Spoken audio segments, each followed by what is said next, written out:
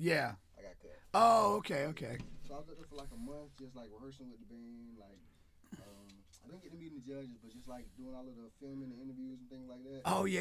The backstory stuff. Cool. Yeah, cool. like the backstory. Oh, okay. Then, Do they give you any of that footage? no.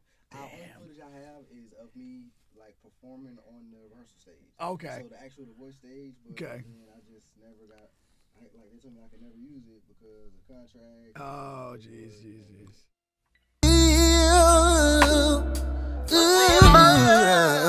How does it feel?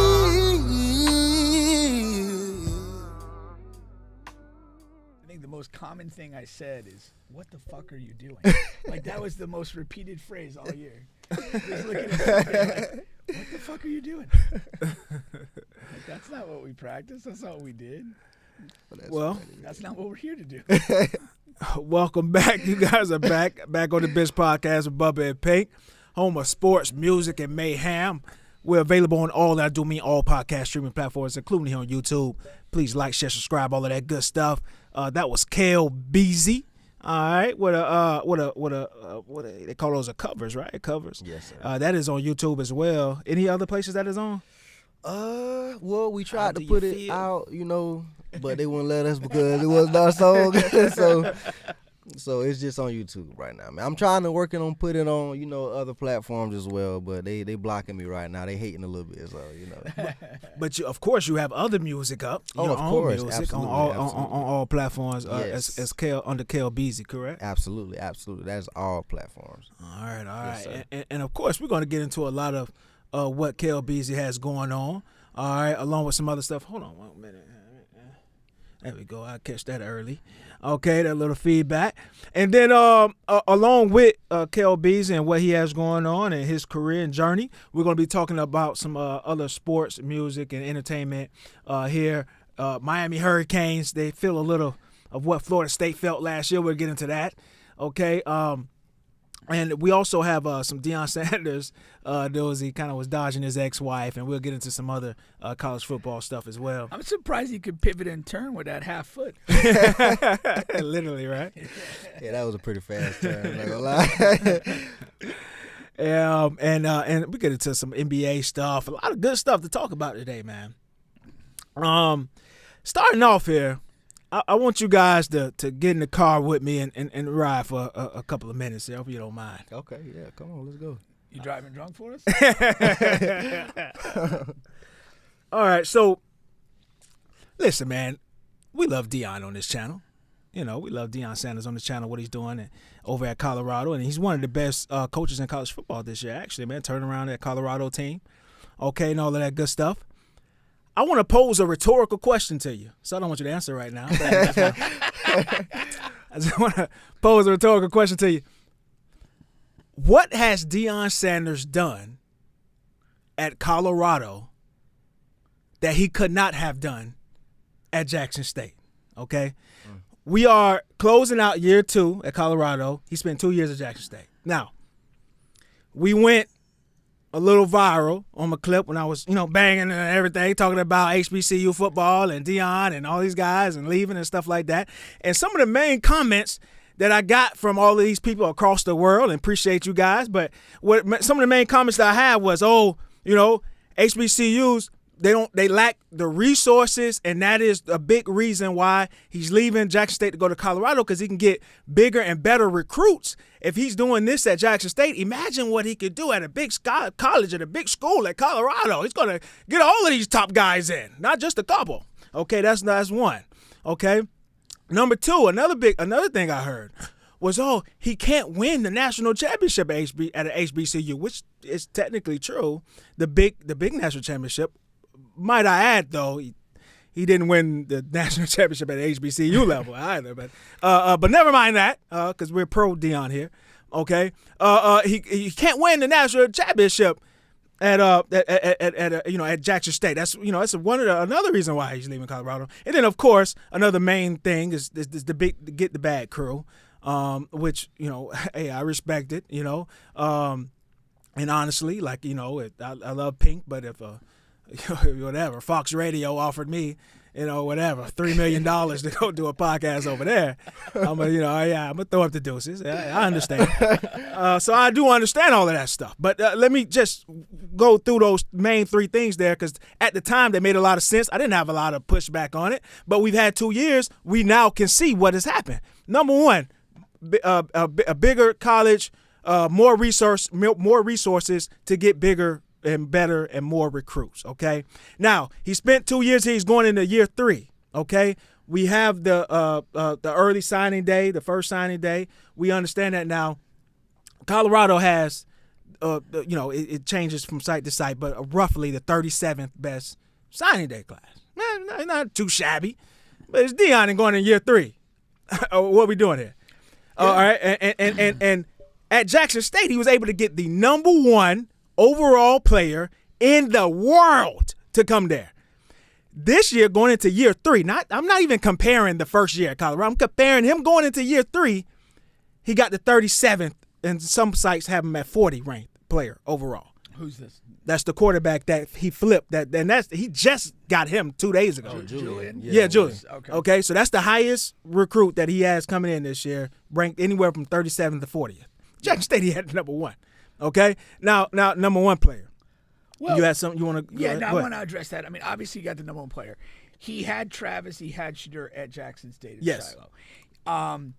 When I look at the recruiting, and I didn't know Julian locked in today, but the only other one that to me is a really high level recruit is the left tackle Seaton, who came last year. So he is not. He got McLean, but McLean was a failure there. Yes. He has not racked up numerous 5-star guys. And the point you're making, he got Travis to go to Jackson State. It's conceivable he could have got another guy or 2. But by going into Division I, a higher level, it did not open the doors for him to get a ton of, multiple 3, 4, 5-star, multiple 5-star guys and even high 4-star guys to Colorado. That has not materialized. He's got a couple jewels each year, like one major guy each year. That's not a recruiting, floodgates. I mean, the water company's got him on limited rations. So 1,000%. I got that. Now, the other thing you talk about is program trajectory. Now, he had already built Jackson State, and they were in the title game for their level of football, which they choked. Yeah. And let's go again. A couple weeks ago, choke against Kansas. Yes. He's not a big game coach. Yeah. For all of his talents and all that, he has not proven to be a guy that wins big games. There you go. It just hasn't proven it yet. And what I mean by a big game is a game when there is a lot at stake. Not just that you're playing a good opponent, but there's a lot at stake. When they played Kansas the other day, they had controlled their own destiny to get to the conference title game. And that would have been with a victory playing into the 12-team playoff. And they lost to a Kansas team that's not great. Then, of course, they come out the next week and beat somebody 52-0. Like, where were you last week when it mattered? And that leads into the second point here. Well, the final point that I was going to say to that is I always thought the potential trajectory of Jackson State was to continue to build the recruiting base and the talent base of that team and get a couple games against Power 4 teams. Maybe not Alabama, Georgia, but somebody who would play you and maybe win 1 or 2 of those, and ESPN and everybody else would go bonkers. Yeah. They were showing, truth be told, they were showing some Jackson State games on the lower ESPN channels a little bit. ESPN 2, ESPN 3. Colorado has really been like a feature team over the last 2 years. So exposure-wise, anywhere in the country you can watch a Colorado one on a main brand channel pretty much. You're not having to go deep into the ESPN archives to find a Colorado game. 100%. And of course, because those guys have, network deals. Yeah. Each conference has its own network deal. All right. Now, speaking of big games and things like that leads into my second point of those guys telling me that he can't win a national championship at Jackson State, but he can at a school like Colorado. Well, in year 2 you don't make the playoffs, and I understand a bad team that he took over and the improvement that you make from year 1 to year 2, and naturally you think, oh, going into year 2, year 3, he could have a chance at making the playoffs. Look what he did going from year 1 to year 2. That's a decent way to think about things in life. But that's not the case here, guys. And I love Deion to death, but that's just not the case here because you're losing literally the best player in college football. I mean, he just is. Travis Hunter is the best player in college football, one of the 10,000 guys that you run out every Saturday. For my money, 2 of the top 3. Shador is a top 3 facts. player in this NFL draft. He's the number 1 or number 2 quarterback in the world. They have a top 5 receiving core altogether at Colorado. And you don't make the playoffs with this team? Well, What do you think how you think you're going to make the playoffs or the national championship with the 37th ranked quarterback? Come on, man. Yeah. No, and like when you say make the play, like it was in your hands. Yes. It was in your hands. I know you dropped the 2 games, but if you won out, you were in the playoff, and they couldn't do it. Exactly. Now, what you guys still have me beat on is the money. And if that does it for you, then there's no reason to argue with you. I understand. Colorado offered a lot more money than Jackson State could offer. It's a different situation than Willie.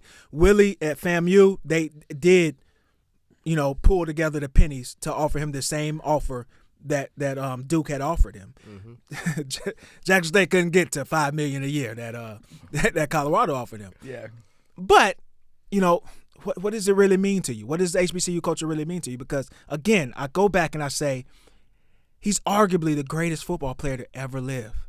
He loves to coach kids after his playing career. Everyone knows that. When he wanted to get into coaching, no one would give him an opportunity. Not his alma mater, not any position coaches in the NFL, even though he doesn't want to coach in the NFL. Nobody would give him an opportunity on the college or pro level.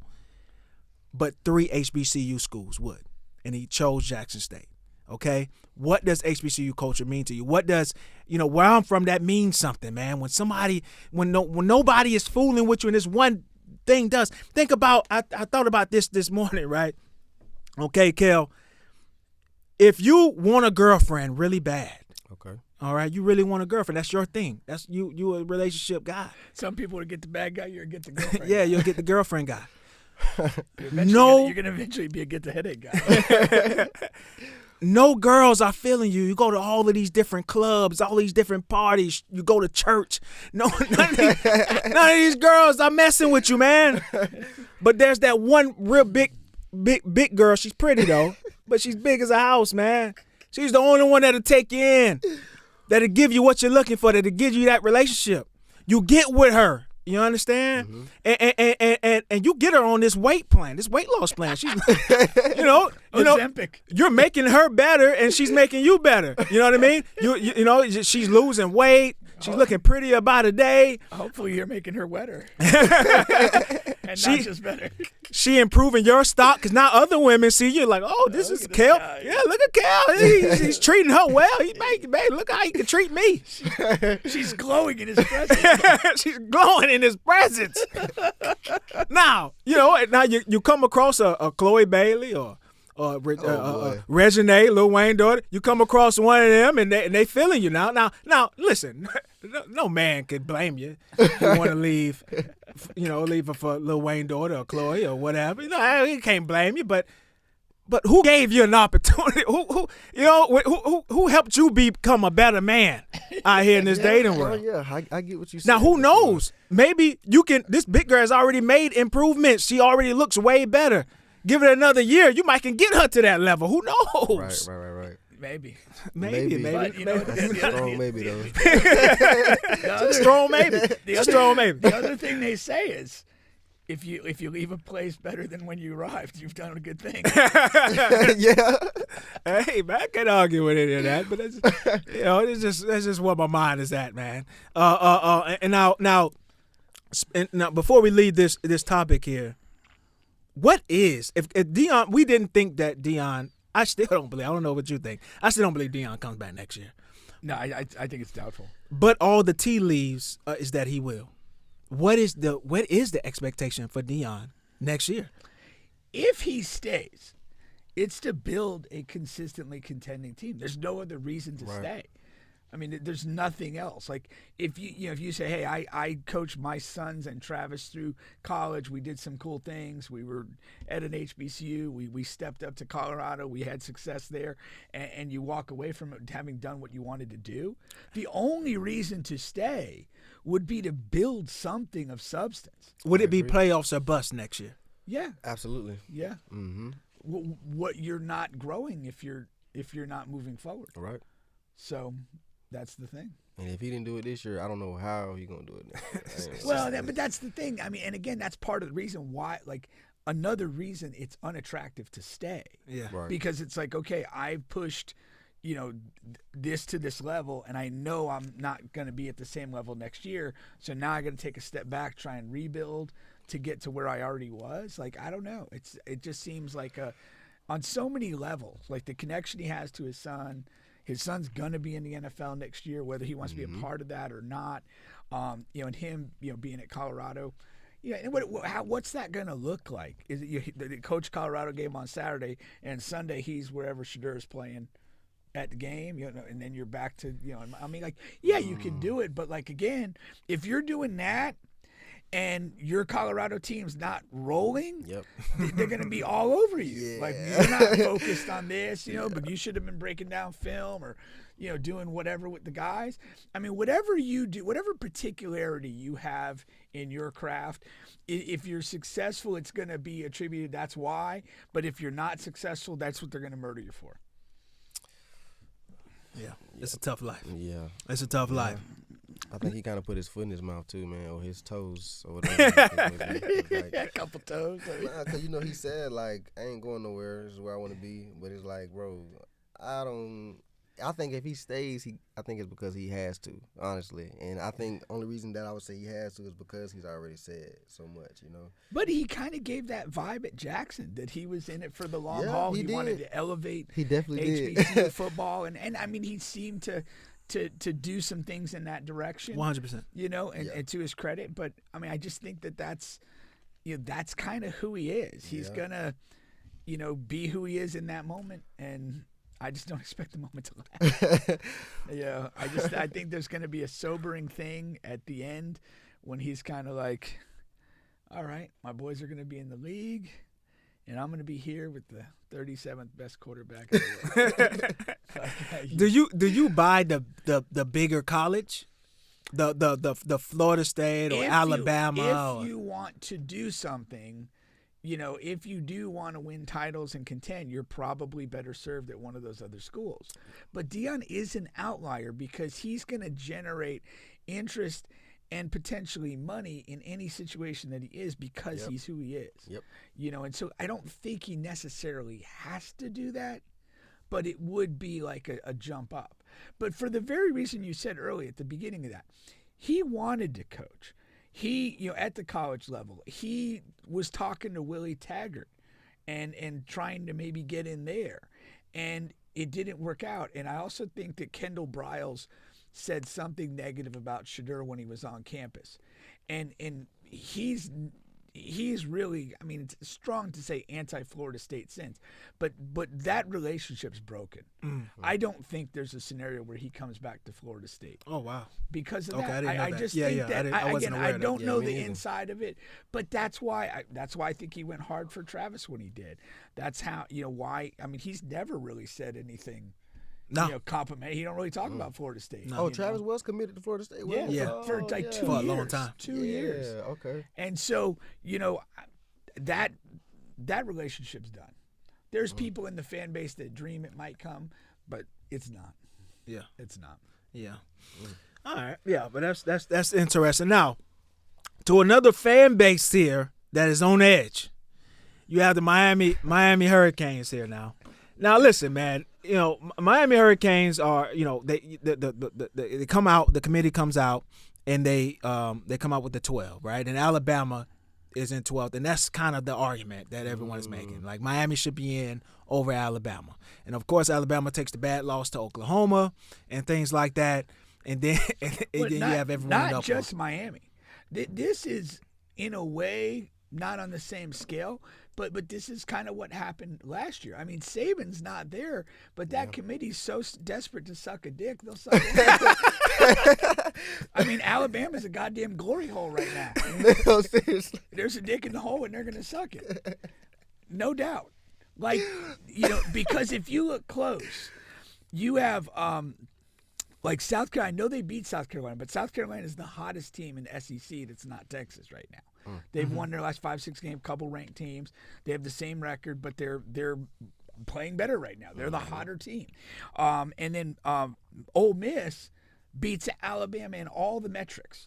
Better offense, better defense, better wins, comparable schedule, all that stuff. They have an edge over them.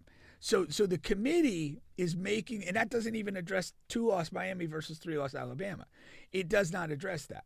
And so you've got 3 teams that have compelling enough arguments to be in over Alabama, and this committee is still locked in on Alabama without Nick. It makes no sense whatsoever. It makes no sense. I agree with them over Miami though, but the other 2 teams is like, come on, man.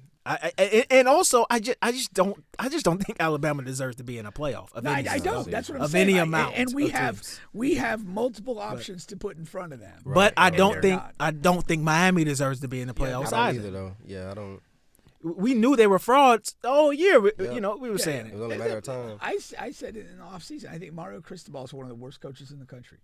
I think he's a genuinely dumb human being. He's the reason why they're not. I mean, but the game that they lost against the last loss, Syracuse. Yeah. Syracuse. Yeah. He kicks a field goal, which has like no impact on the. It's not. When you have to go for it, it's 4th and 10. And he decides to kick a field goal, you have to go for that because the way your defense is playing, you're not going to kick the ball back in time to score again. You're down, essentially you're down a touchdown. You have to go for the touchdown. One of the dumbest people in the country. That's what he is. You've been coaching this defense for 12 games now. You know these guys are awful. Yeah. He knows. And it was a high-scoring game to begin with. You're not even having like a weird outlier performance where you're really disrupting the other team. And maybe it's like 17-10, one of those types of games. This team is rolled up and down the field on you all afternoon. Yeah. Like what evidence do you have that you're going to muster a stop right now? None. Like it's idiotic. And you take the ball out of your Heisman candidate. He should be fired. Do you think he will be? No. I don't think so either. No. Nobody's going to go take that job. Wow. Miami Hurricanes? Yeah. Because everybody realizes what this is. Whatever you did to Cam Ward, like, I don't know. Whatever you did. Whatever you did to get him, hey. Program's built on certain foundations. No more, man. But, no mas. But people know you're not replicating this. Yeah. This is a Cam Ward season, not a Miami Hurricane season. Yes. As long as Mario Cristobal is the coach, that's the only hope you have, is that you get a transcendent player that can rise above your idiocy. And people are aware of it. And when Miami job has been open, like Cristobal was not a great hire. Right. He's a guy that played at UM and had enough of a resume to make sense. Yeah, he filled it. Miami has not been in the market for top coaching candidates for a long time. Since Jimmy Johnson. Yeah. Yeah.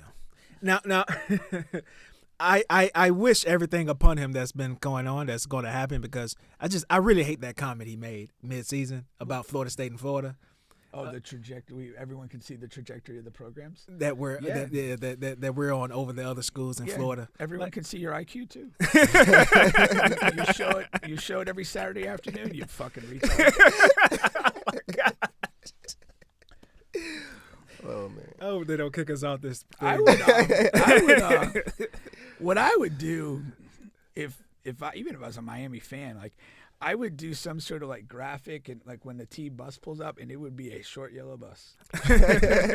For Mario. Yeah. Super Mario, man. There ain't nothing super about that guy. He's super below average, Mario. Man.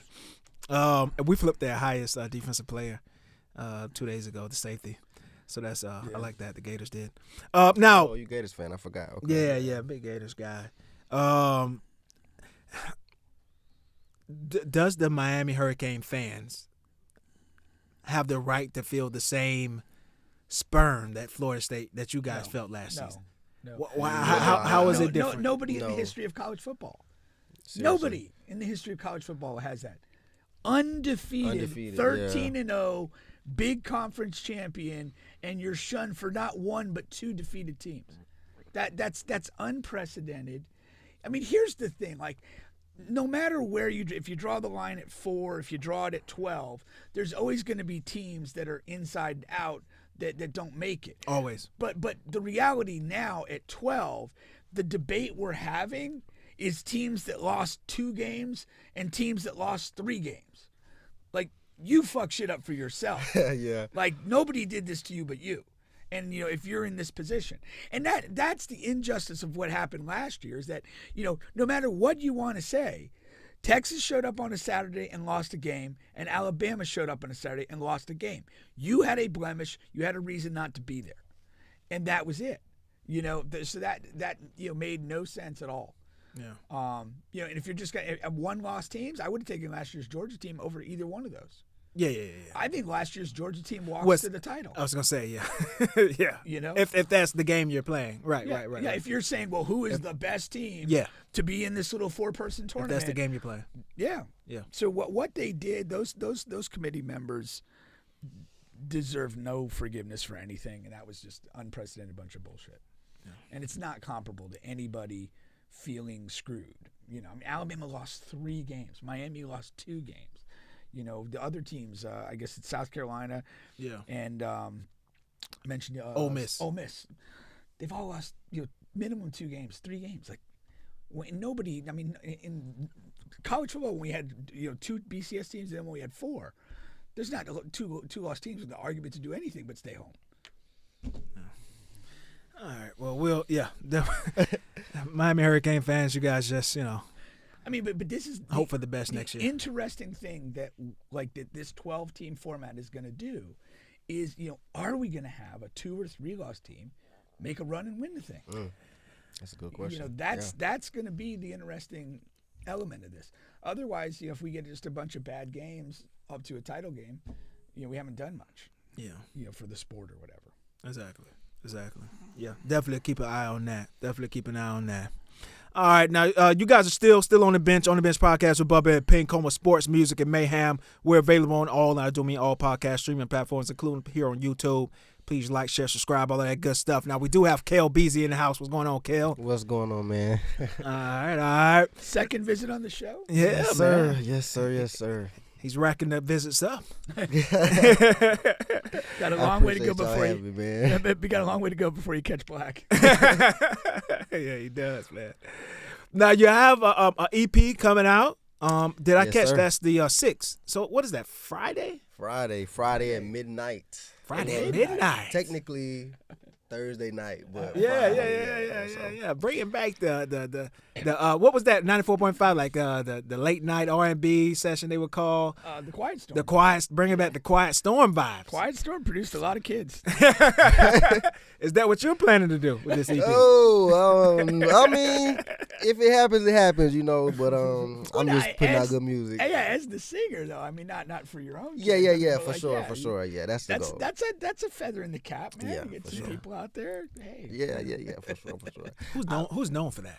Like on a grand scale of producing the most kids R&B artists. I'll probably say Keith Sweat. Keith. That was it.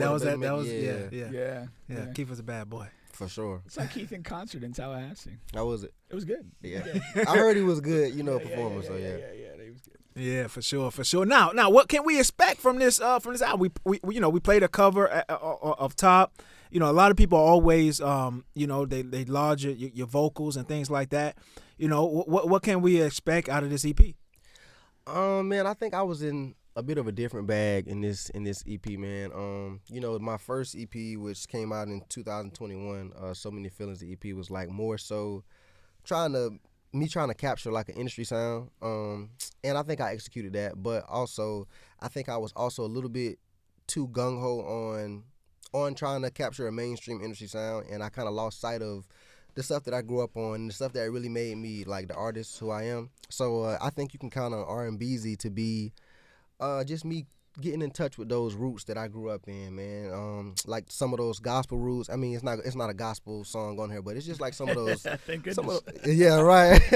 Some of those especially roots, vocally man. wise, yeah. Yeah, No, I man, and understand. just like style wise, you know. And I honestly, I feel like this is my best. Like as far as my pen and my writing goes, this is my best work for sure, by far. Awesome. Kind of maturing and coming into your own. Yeah, absolutely. And I mean, like, I went through some things this year, man. It's like, and I just put it on the pen. I'm pick up the pen and put it on the paper, you know. So I think that this is one of those. We're talking about love, but we're talking about life too, you know. Things that I feel like people can relate to from a lot of different walks, and but we are talking about love as well, and we're talking about the nitty gritty in love, not just the butterflies and roses in this one. So I think this will be one that a lot of people can resonate with, man, for sure. How many songs can we expect? And do you have like do you plan on having a single come out of this? Well, we got 8.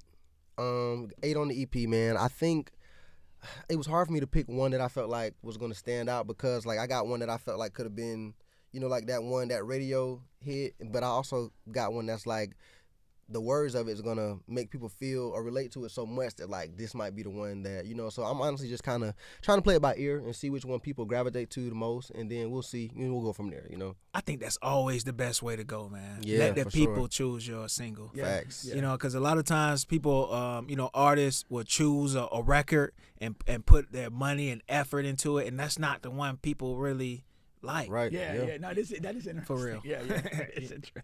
Yeah, you know what I'm saying? No, because I've listened to this stuff too, and it's like there's a whole other song in there. Oh, this is my favorite song. Is this not the one that they're pushing? Like, Yeah. oh, that's funny. Exactly. Now, when you talk about your roots, like what type of artists are we talking about? I mean, honestly, like I grew up on so many different styles of R&B, like, and I mean, I think so there's a song on the EP called Screws, right? And this is actually the song that's gonna end the EP. And this is more of like a Sam Cooke type of vibe, you know? Oh, that's my guy. You know, and so it's just like Sam Cooke is my favorite singer ever. You Really? Got Oh, you God, got yeah. Pink Oh, hooked yeah. already, man. Yeah, Yeah, no, man. that's and, you know, but here's the problem. It's like I've talked to a lot of people who have like they know I like Sam Cooke, and then they'll send me something. Go, oh, this guy sounds like Sam Cooke, and I listen about 3 seconds. I'm like, bullshit. Like, go back and listen to Sam Cooke. Think about this again, and then if you can't figure it out, stop listening to music for the rest of your life.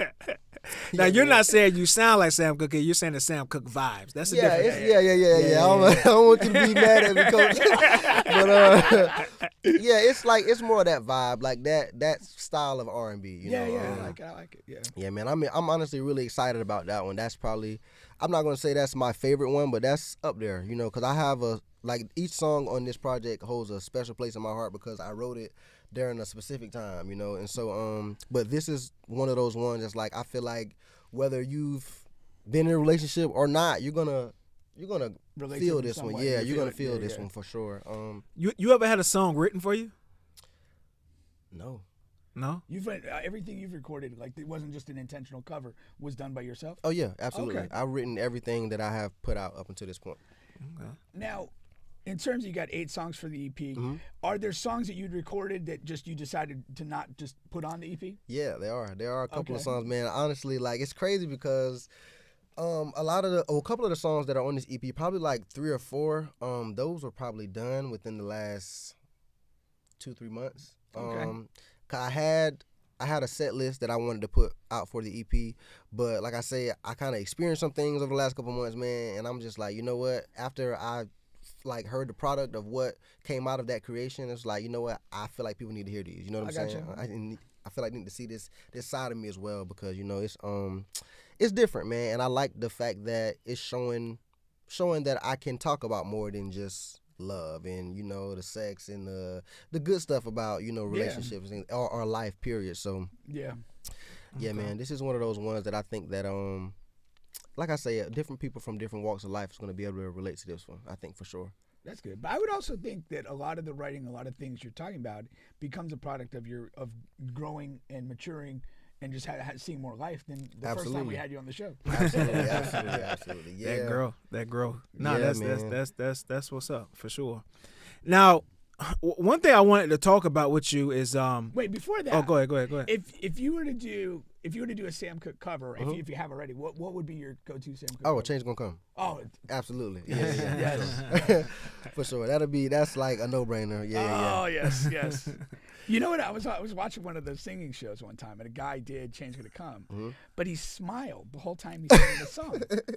It's not. Yeah, you can't do a good. Change Gonna Come cover. Here. I need to see some pain. It's a song. You got to reach that place. Yeah, for sure. You got to reach that place. I was so mad, and like he had a good voice. Yeah. But dude, you just don't understand the song you're singing. Man. Yeah. Just sit down. I'm glad you just mentioned that though, because before we go to that, the next thing. You were trying to go be on a singing show. Yeah. Talk about that a little bit, because I didn't know about that. I know you're talking to people. Yeah, what goes into even getting to try that? Like, and which one was it? Yeah. Okay, so man, honestly, so the show, it was The Voice, NBC, The Voice. Honestly, that video, the cover that you played, I had posted a clip of it on TikTok, and I got contacted by one of the recruiters for the show. It's like, hey, can I use this as an audition tape? I'm like, sure. I thought it was a scam at first, but what is gonna hurt if right? What is gonna hurt? He's not asking for any money, anything of that nature. So he took it. A couple months later, he's like, hey, can you hop on a call for a second? I'm like, sure. He's like, hey, congratulations, you've been selected to come out to California. I'm like, whoa, wait a minute, is this serious? Now it really feels like a scam. Right. No, seriously, man. Yeah, so I got to go out there to California, man. Hold on. How did you prove the legitimacy of it? Well, I got sent some paperwork, like some contracts, some things of that nature. So that's what kind of like, once I seen that stuff, and once I got put in contact with the actual producers, got some emails, we got on Zoom calls and things of that nature. I was like, this is legit. And so yeah, man, I flew out there. I packed everything up. I quit my job, man. Man. No, I did, bro, because like, in my mind, I ain't coming back. Right, and I'm like, this is the opportunity I've been waiting for. This might be it. Exactly. So hold on. Yeah, let's unpack this a little bit here. Yeah. So you got a job. Mm-hmm. So when you say you packed up everything, were you literally saying, okay, if this works out for me, I'm just gonna stay and literally not come back, or was this just I don't have enough PTO days, so they gonna fire me anyway if I leave for 2 weeks? Now I'm gonna be honest with you. Now I did try to stay at my job, right? Okay. I told them I was gonna be gone for, it was about a month. I tried to go on like a specific sort of leave, but they were like, nah, like you do too much, and so not having it here is gonna. It's going to affect things. Yeah, we're going to have to have somebody do this for a month. We can't go a month without it. Yeah. Right, so I was just like, I chose my career. Kind of like Bubba in the sack. You can't go a month without it. Yeah, man, so I chose to just go ahead and like, I'm like, what, this job is temporary anyways. Like this is what I want to do. So I told him, I'm like, okay, well, screw you guys. I'm gonna, I'm gonna go ahead and take. And this we chance. 1000% agree with that decision. Okay, yeah, man. So then you get your stuff and you go out there. All right. Mm-hmm. Yeah, so I got my stuff, went out there. It was an amazing experience. I was very like I was out there for about a month. The experience itself was good because I got to see a different side of the industry that I had never ever seen before. I had never seen anything like it. Like just being with different wardrobe, camera, it was a lot. It was different, and it also showed me that that's where I want to be to a certain extent. But it was also a lot of things that just, I don't know if just me being like out of my comfort zone, was kind of affecting me a little bit. But like I was never really like 100% comfortable out there, So it's just like something was always, and then when I ended up coming home, it was like, part of me was like, was that all for nothing? But it just made me so much like hungrier, you know what I'm saying? And it just So you're out there for a month. Like what do you? I know, like from somebody who just watches the show, like people roll up, they sing for about a minute, and then you get chairs turned and chair, and on we go. What are you doing for that month? Are you on your own, or are you under the scope of the show in some way? Yes and no. You're on your own. You have your own like hotel room. They pay for your stay while you're out there and everything of that nature. I was wondering about that. Yeah. You get a per diem for food. Yeah. Oh, nice. You get a per diem, all of those things of that nature. But the thing is, like, whenever it was time to go film, you went in groups. So it's like, I might not be doing nothing Monday through Thursday, but Friday I gotta go do this. Oh, okay. And is it like almost an all day thing when it is your day to go? Not all day. Maybe like honestly, like some of my rehearsals are probably like 30, 40 minutes, you know. So Well, okay. yeah, so it's like, but you also have to wait on people to finish because we all got to ride back together. Right, and, right. Yeah, Yeah. so It almost sounds like a vacation. it was definitely a vacation. I mean, Sounds yeah. a lot like a vacation. No, it really was, man. And I have honestly at that point I had never been that far out of Florida. You know, the first time I had been out of Florida was Texas, and that was in 2011. So it was definitely like a new scenery. I got to see a lot, man. I got to experience a whole different like You part get to of the world. You get to a Diddy party? No. No. And if he came looking for me, I was hiding. So no, man.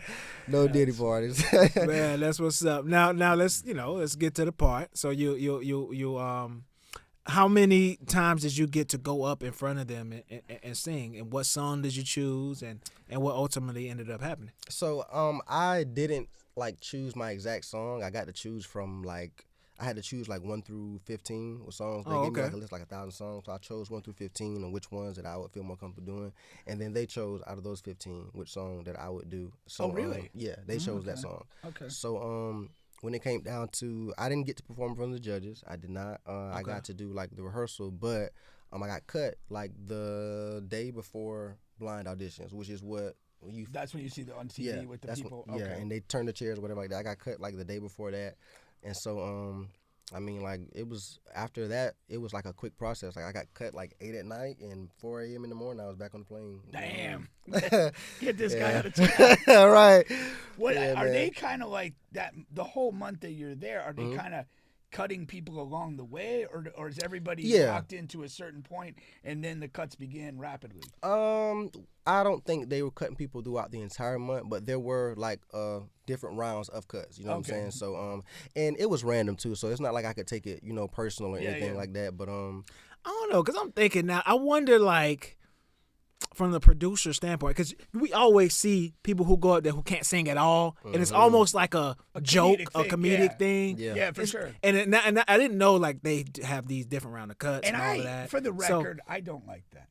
Yeah. Like, don't waste my time. I'm watching a singing show for people to sing. Yeah. Like, I want to hear talent. Yeah, I'm not here to laugh. Especially now that we know, like, we got a guy who can really sing, and you choosing this joke thing and sending my guy back to Orlando. Come on, man. Yeah, man, I was upset about it, but they told me don't take it personal, and even though I did, I just. After a while, I was kind of just like, because honestly, if I got the opportunity, I would try again, Yeah. Yeah. No, but you mentioned, like, maybe not feeling fully comfortable and stuff like that. But, like, just in the sense, though, like, if the next opportunity that comes your way, you got to force yourself to feel comfortable. Absolutely. And I feel like I would, and that's hopefully the growth you get out of that, is absolutely. that, like, if it's not ideal, it don't matter. I still got to be me. Right. Because I think when you look at it in an industry, whether it's the high end of it or just at a level where you're going to make a living from it, like you have to deliver your craft. Like good day, bad day, any day. Absolutely. And you're not going to be successful if you can't. And it's crazy that you said that, because like it was so hard for me, like adjusting to even the weather there, like it's a lot different there, and on my voice it was crazy. Like I was there sounding like a frog, man. Like I was sick, and I wasn't sick at all. It was just my voice adjusting to that weather, that that altitude, man. It was a lot different, and it was a struggle for sure. But like they don't really care. You got to push through it. Like it's the industry, man. It's business. So you gotta do what you gotta do. I walked to the Walmart like 20 minutes from the hotel, man. I got a little face mask with the steam and all of that, so I was trying to make it happen. And then I think that I would have, if I would have gotten that chance to be on that stage, I would have, for sure. But it did your thing. Absolutely. That has got to be something too, because it's like I'm sure, I mean, you're in the process, there's a certain amount of anxiety to perform, but like I do think when you're in front of the actual judges, that's kind of another level. Yeah, and some people will rise to that, and some people it can break them. And I feel like, honestly, like I kept telling myself, like, yo, all I need to do is just get on that stage. If I can get on that stage, I'm Yeah. good. Like, you know, Yeah. that's my. And then I was like, dang, I couldn't even get on that stage. So, it was like, yeah, man, it Now, was. I didn't like the song selection thing. Mhm. That's interesting to me. That, Mhm. like they kind of picked the song for you. Yeah. But if you had to do it over again with full autonomy of the song, Mhm. what would you choose for yourself? Well, now in hindsight, knowing what they look for, just like throughout the process, they don't really want the acrobatics. They don't really want, like, they want to hear you sing the song straight, and then they want to hear you take it from, you know, like build it, climax it, you know. So I was the only song that I felt like came to my mind for when I did it again. It would probably be I don't know if you guys know "Ribbon in the Sky" by Stevie Wonder. Yeah, of course. Okay. Yeah, so I feel like that would be the Come one. on, man. I mean, I know a lot of people not familiar with it, you know, but man. Certain amount of disrespect. I'm sorry. I apologize, man. I just know a lot of people like don't really listen to the old Stevie like I listen to old Stevie. So I feel like Okay. that would be one of those ones that just That's kind dope, of. and that is a dope song. Now, yeah, but you didn't tell us what song that you sung there. Oh, so I would have sung "Pretty Brown Eyes." You would have sung Pretty Brown Eyes, and that's what you were rehearsing. Mm-hmm. Okay. For that whole month out, I was Pretty Brown rehearsing Eyes. "Pretty Brown Eyes." Yeah. Do they have you sing other songs off the 15 and then kind of settle? We want Pretty Brown Eyes, or No. they really just kind of like you Yeah. pick 15, they spit back one, and that's what you work on. Yeah. So, Damn. you give them. What if you 1 don't to know the 15. words? You gotta learn them. Like, yeah. Did you happen to know the words to that kind Oh of? yeah, and Okay. I felt like I kind of got lucky with that song because even though like I felt like I would have executed it, that was a song that I had performed before, like just doing live gigs. It's and a stuff couple like that. high notes in there, right? It is, It's a couple man. high I notes was in there. ready to hit them as long as Okay. as long as they were gonna let me, you know, as long as that altitude was gonna let me hit them, I was gonna hit them. But May the altitude be with me. no, seriously, man, that was something though for sure. Yeah. That's cool, what's up, that's man. cool. Now I wanted to move to this here, about a lot of people feel that R&B is dead, man. A lot of people just would. A lot of people. Like, I got shout out to Wood, man. I got Wood up here. That's actually from today, man. He says R&B sucks now because artists aren't as passionate about their craft as they were back in the day. Them folks back then was really singing like their life depended on it. And you know, and I feel, I don't know, I got a general sense of how old you are, but I'm pretty sure you probably came in like at the end of the golden era, like when you growing up, like you probably caught the end of Usher, Chris Brown was before he went pop. Like you probably caught that era, and of course Pink and I, we came up in really good R&B, eras in the The genre. booty knocking 90s. And now it's just not as popular. Now I do have a theory on this. Okay, I have a theory. I on want to this. hear your theory because I don't really agree with what he's saying. Oh, it's true. It's not as popular as it once was. At least you have to say that. No, he's not saying it's not popular. He's saying It sucks. because Yeah. people aren't Yeah. passionate That about is a the different. craft. That is different. Yeah, That's a different statement. I don't think it's a music that's being embraced and popularized. So there's very little incentive for people to come in and sing like that. Yeah. Because that's not what people want. Now That's not what the industry that's wants. true. That's a good theory. Okay, and that's solid. And okay, but here goes mine. R&B has always been a genre dominated by women listeners, female listeners. Just always have. Of course, men are gonna play it, enjoy it when it comes on, but women maybe perform to it. exactly. I lost my virginity to Carver's song. You know what I mean? Did you? Yeah, I don't know if I ever told You that played story. your That's a fun story. song. That's I didn't. It's weird. I'll tell a story another day. I thought I told that story, but that's a story. It's a little weird. I mean, It is. It's super weird. Requires an explanation. It's super weird, and I wish I could rewind and take the last 10 seconds. My friend can really sing on this one. All right. As Bubba's thrusting. As- She's probably like, I'd rather fuck him right now. that did not come out the way I thought it was going to come out. But so it's because women get into the really the weeds, the B side, the C side of R&B songs that men just do not. We hear the bangers in the track, and what has happened is women have been forced, and they like too. They have transitioned over to City Girls. Megan the Liar, the Stallion, and and Glorilla, and all of these. You go on and on and All on. your thought rappers. You know what I mean? yeah. And that is the thing now. So more and more are going there, Yeah, no, and Six Lack and I think that's probably you pronounce his name and all of these other like really popular R&B artists or really good R&B artists, they're leaving them to go to primarily be twerking and all of that with those guys. Yeah. How do you feel about that theory? I do think there's something to that. Yeah. Like Yeah, I that do was too. not a genre. Like you go back to the '90s, that was not a competing genre. Really. No. You know, You had like- one or two here and there, and that was it. Yeah, it wasn't Now it's something- like it's crazy. Yeah, no, I tend to agree with that. Yeah, I mean it's a bit of a lost art and it's unfortunate. Yeah. So what? How do you feel about it all, Kel? I mean, like, I kind of agree with both points of views, both standpoints, including your guy Wood here.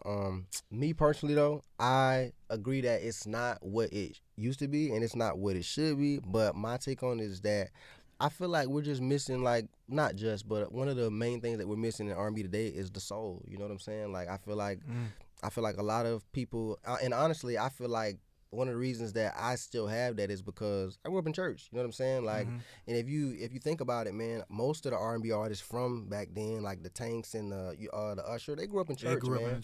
You know what I'm saying? So I feel like it's just missing that soul. I feel like nobody's really singing anymore. I feel like people are more so stuck on being relevant and I think that's important too. But I think that it's like if you're gonna be relevant, kind of mix the two. You know what I'm saying? Yeah. Like I think that you gotta keep the main thing. And what people want to hear when they hear R&B, they want to hear you singing. They want to hear, you know what I'm saying? So I think we're missing some soul. A lot of R&B stuff has been reduced to basically singing hooks. Right. Yeah. And like what you lose when you're singing hooks, like you could show vocal talent, but you lose the buildup that you have in a song to get to the back end of the song. Yeah. And so like, if you got somebody like maybe rapping or doing some, like whatever light singing and then you come in as a real singer and like kill a hook, the buildup's not there. Right. Like it's I think I told you like so my son used to play in a church band with this guy, Pastor Brian, who I love this guy. He could really sing. But the first couple times I went, he would sing the front end of the song and he would have two other singers sing the back end of the song. And I said, you can't do that. Like, you murder these guys. They're casualties, man. Like, you got to, and I pointed like Boys to Men. It's like Wanye always finished the song because he had the strongest vocalist. He's the climax, and it's like, you got to have that in mind. You can't kill the front end and leave these guys like, with nothing. Elvis has left the building, and like these poor guys got to go up and still sing. It's not working. But individually, as an individual singer, like you are selling the song from the moment your mouth opens, and you build to the back end and finish it. But if that's not the structure of the music, that journey is not present. Yeah, and I also feel like as a singer's job, like you gotta make sure that you're making them feel something, emotion. R&B is an emotional genre. So I feel like today it's more pop. We hear more pop than we hear R&B. Yeah, no, that's true. Yeah.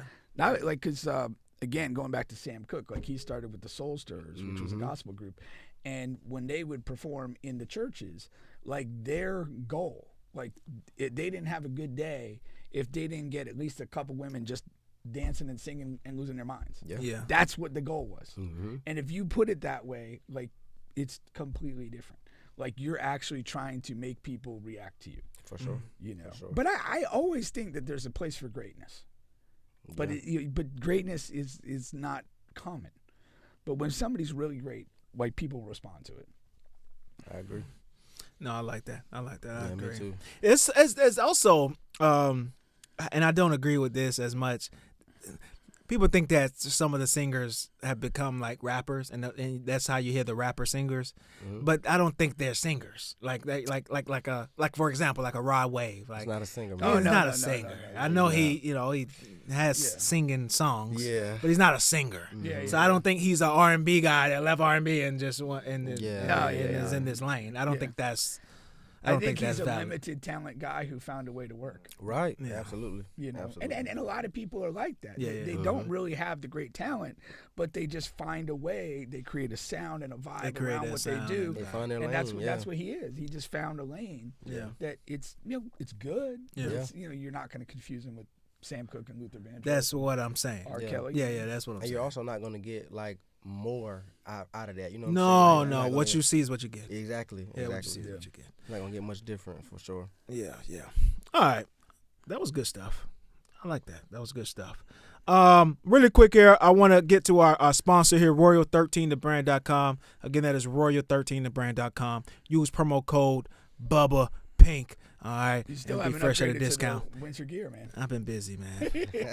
But if you just trust me, it's on there. Got yourself an Eatonville hoodie, I see. Weren't too busy for that. That is correct. Let's go here, man. We got some other stuff to get into here. All right. Let's get into let's get into this. It was a funny thing, man. So That was good. That was good. you got Deion here. I'm showing the video here. You got Deion walking with his two sons, okay, at senior day. And basically he sees his ex-wife. All right, his two sons coordinated this to try to get them two together to walk as a family, all four down, for senior day. Yeah. All right, and Deion caught this midstream and said, "Oh, I see what you guys are doing."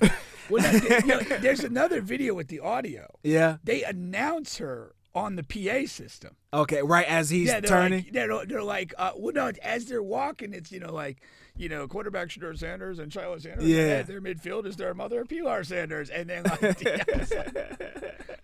on a dime, he's gone. He's out He here. didn't get a chance to plant his foot before he turned. He vanished. That's how you No, turn. for That's real. how you turn your hips, man. Get your interception. Yeah. That's for him. But the kids know what they were doing, man. They tried. They gave it a good old college try. I assume that they probably got announced last. Yeah. Because he did walk out Jimmy Horn. He did. Yeah, he did. But I was hoping it. Maybe I don't know the sequence, but he could have said, "I gotta get to Jimmy real quick." That's what I thought at first too. Yeah. That is. I thought that too. But I would think that you would announce the Sanders boys last Yeah. on that type of ceremony. But Yeah, for sure. I don't know. But who knows? If anybody knows, go ahead and comment on it. But yeah, he hadn't moved that quick in a while.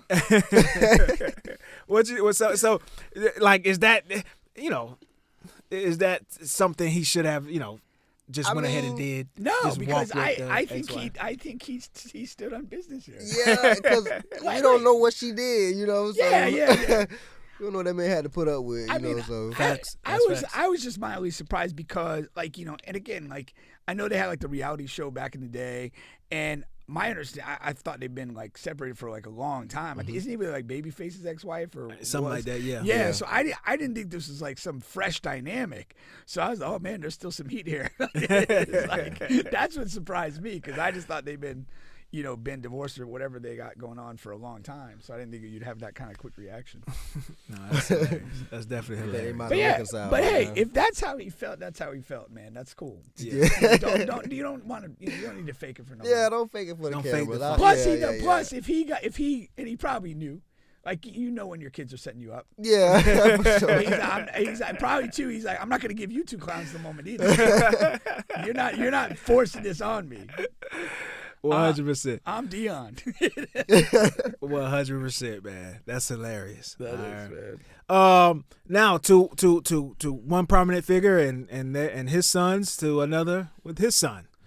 You got former President Biden, however you look at it, and he basically granted a pardon for his son Hunter, man, after telling the world that he wasn't going to do it. He's going to trust the justice system and all of that. And people are making a big deal out of this. I just don't think it's a big deal. Me neither, it's his son, man. Right. If he, you don't have.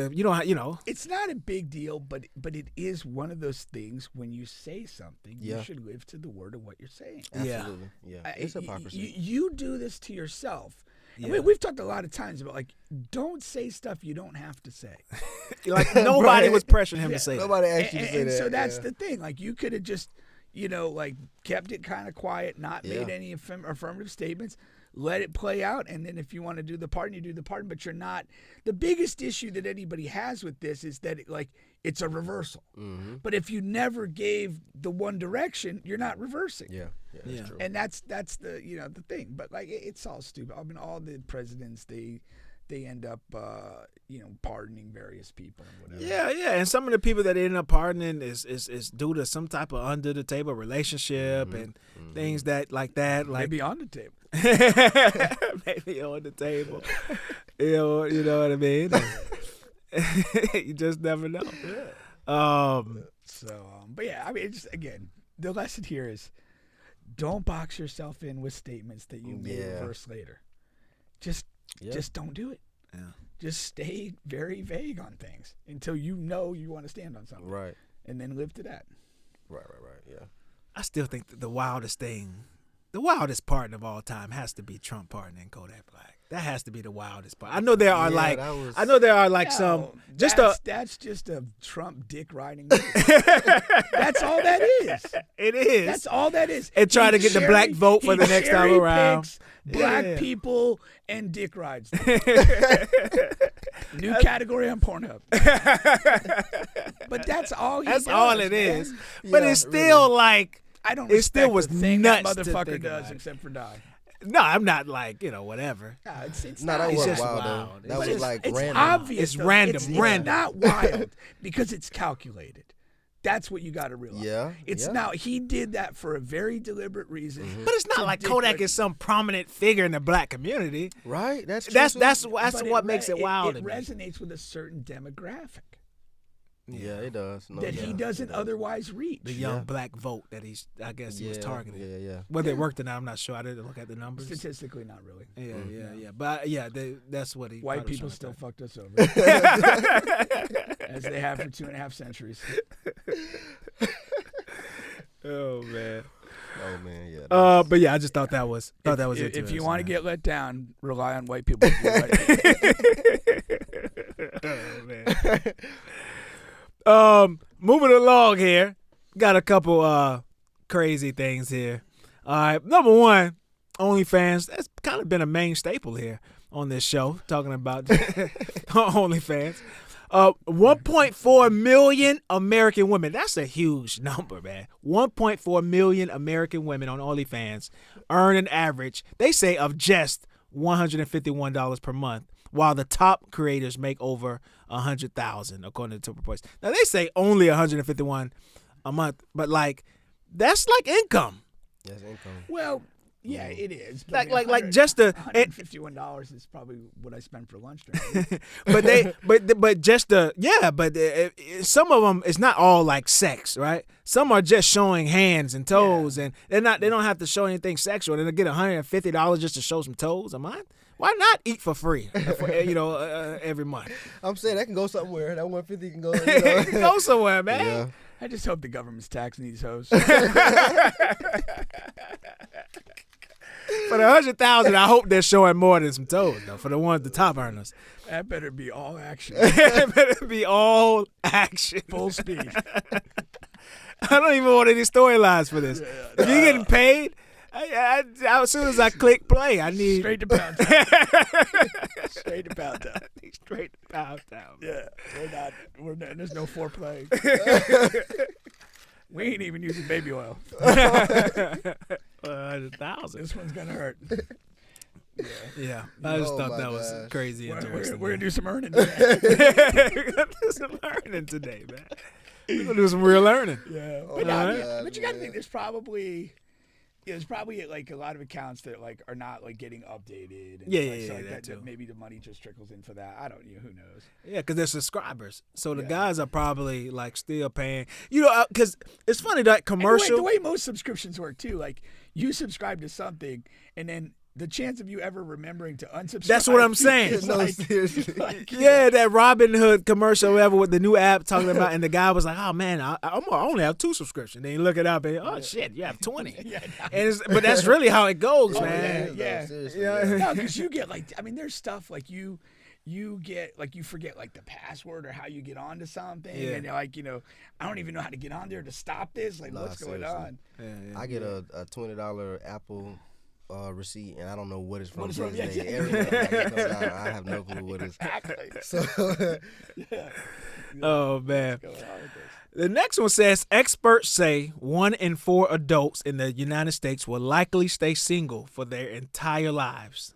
based on current trend projections for young adults reaching the age of 50. Now, when they say stay single, they're saying like, not get married. So that is when I looked at read the article. So yeah, you could be in some sort of long-term relationship, but Right. don't actually get married, and you would still be regarded as single in this study. Yeah. So 1 in 4 adults would not get married for their entire lives.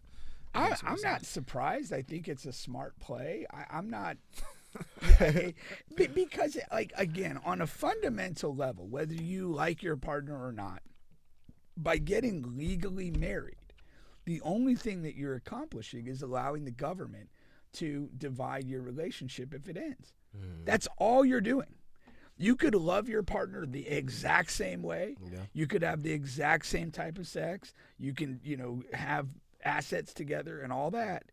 But once you get legally married, that means that you could be taken to court in a divorce setting and have the court decide what happens with your house, what happens with your savings and your other assets.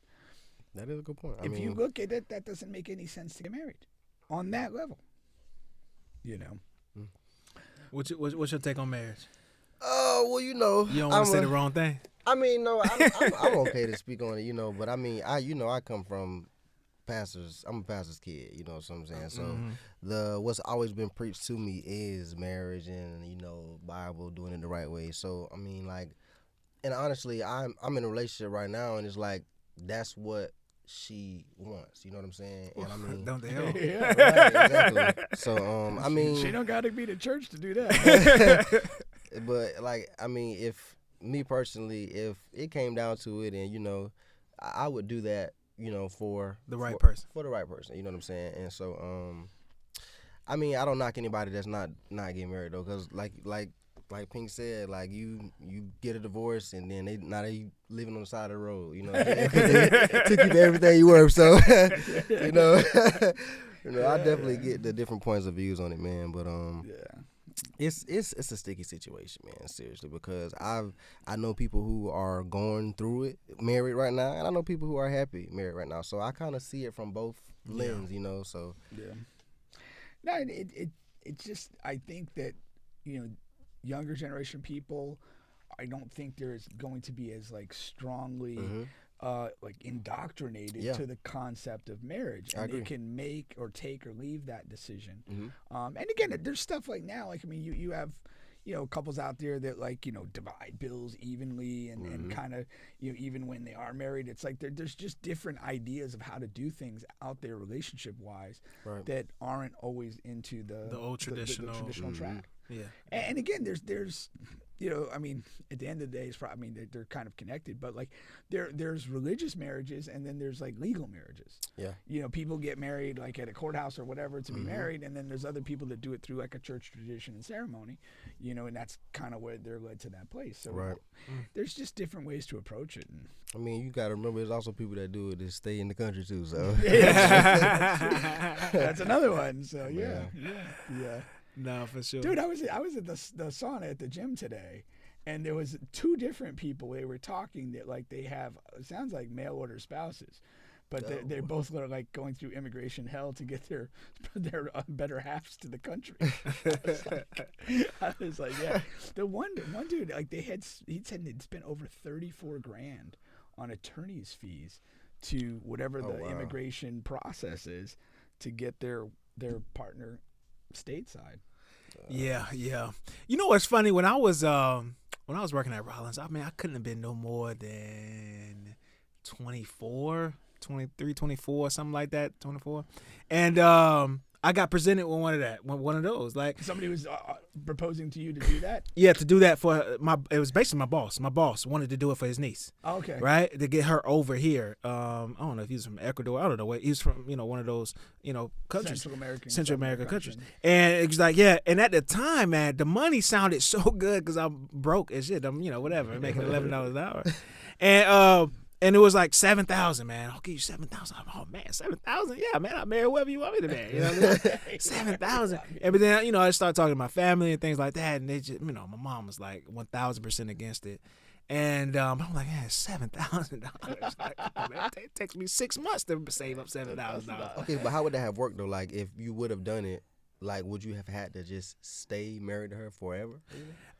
It's like a certain amount, but he was breaking down everything. So like he knew about the legal fees. Like, man, don't you don't have to worry about anything else other than He'll take care of everything. You take care of everything and else. You'll get $7K. Yeah, he had like a at the time he had like a separate property, you know what I mean, and we were gonna like go and live in there for the time being, and all we had to do was like be there certain days and times that we, how it goes. It's an inspection. Check on y'all. And she knew how to speak English, so it was like I was damn near there. How she look? How she look? Oh, she looked okay. He showed me some pictures or whatever. But I don't know if I was gonna get to ask her. $7K plus some play. Oh, look, because Chris was working with me. He said he offered him $10K. How he offered you 10 and offered me 7? You look like a sucker, buddy. He probably thought the 7 wasn't enough for you, so he got to up the price a little more. I don't know the complete accuracy of this story, but there's a guy I work with. He's gay, and he's from another country, Central American country. He basically did a gay marriage to a straight guy to get him in the country.